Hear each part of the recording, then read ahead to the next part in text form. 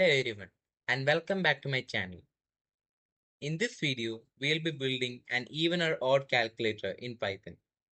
So let's get started.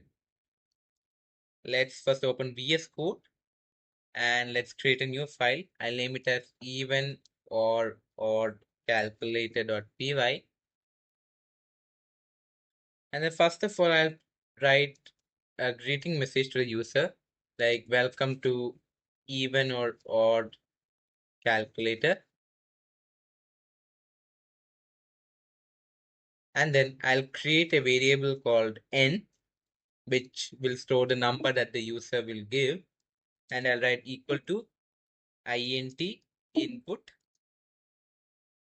enter a number, and then I'll put a separator and a space, and then we'll write our if condition. So we write our if condition to check whether the number is even or odd. So I'll write if, and our condition would be when n, that means the number is divided by 2, should return the remainder as 0. Then it's even. Else, if the number divided by 2 does not return the remainder as 0, the number is odd. So how will we calculate if the number is if the number divided by 2 gives the remainder 0 or any other number? There comes the operator modulus. So modulus operator in Python is used to calculate remainders. So first of all, I write n. Then the symbol of modulus is like the percentage sign. This is the symbol of modulus. So that if n modulus 2, that means when n divided by 2 gives the remainder, I'll add equal to 0. Then I put a colon.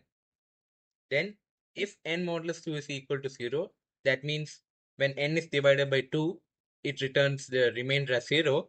It should print this number is even. Now what if n divided by 2 does not give the number remainder as 0? Then we'll write else. We'll write this number is odd.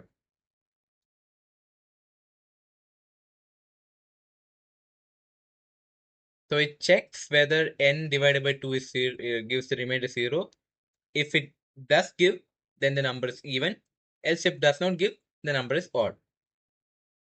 So now if I run my code,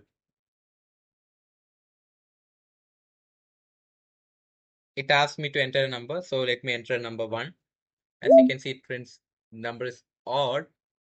Now if I rerun my code and let me give an even number, let's say 2, it gives that this number is even. Now let's try with some larger numbers like 200. 200 is even. 811. This is odd. 256 is even. So that means our even and odd calculator is working perfectly because it's able to calculate even larger numbers also.